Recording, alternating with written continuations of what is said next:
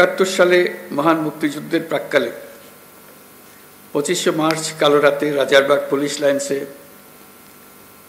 বাঙালি police সদস্যরা সর্বপ্রথম সশস্ত্র প্রতিরোধ গড়ে তোলেন। এই ইতিহাস ভোলার নয়। বাংলাদেশ পুলিশ বাহিনীর গৌরবময় ইতিহাসে এটা মহাগৌরবের অধ্যায়।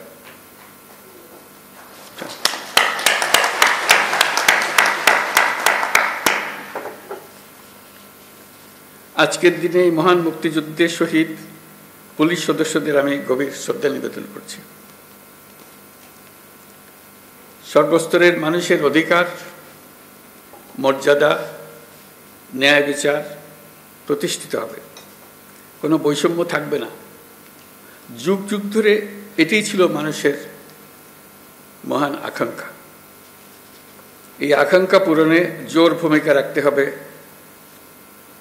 আইন শৃঙ্খলা বাহিনীকে। স্বৈরাচারী শাসনামলের 15 বছরে দেশের পুলিশ বাহিনীকে দলীয় বাহিনীতে পরিণত করায় সমস্ত ব্যবস্থা ধ্বংস হয়ে গিয়েছিল। স্বৈরাচারের অবৈধ অন্যায় আদেশ পালন করতে গিয়ে পুলিশ বাহিনী ব্যাপকভাবে জনরোষের মুখে পড়ে। অনেক সৎ পুলিশ সদস্যদেরও এই জন্য মাশুল দিতে হয়েছে। নিশ্চিন্তে খান স্বাস্থ্যকর অল টাইম পান, অল টাইম হেলদি লাইফ। প্রিয় পুলিশ সদস্যগণ, গত আগস্টে অন্তর্বর্তী সরকার যখন দায়িত্ব গ্রহণ করে সে সময় এদেশের আইন শৃঙ্খলা বাহিনী ভঙ্গুর অবস্থায় ছিল।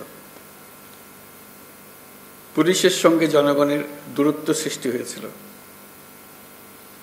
সরকার পরিস্থিতির উন্নতির জন্য যা কিছু প্রয়োজন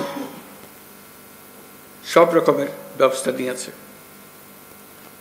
সড়ক মহাসড়কে বিশৃঙ্খলা ও জনদুর্ভোগ নিরসন, বিশেষ অভিযান পরিচালনা, অংশীজনের সাথে পুলিশের আন্তঃযোগাযোগ জোরদার করা, পুলিশ সদস্যদের মনোবল বৃদ্ধিতে প্রয়োজনীয় প্রণোদনামূলক ব্যবস্থা নেওয়া হয়েছে।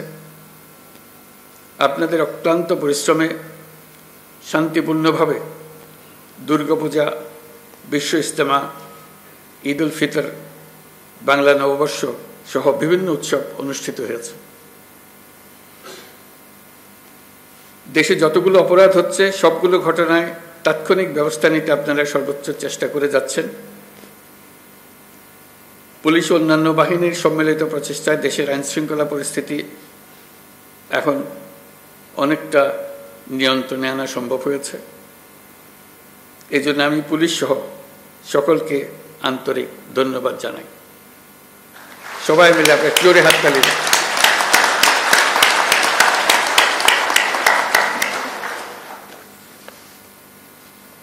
এই হাততালি আপনাদের প্রাপ্য।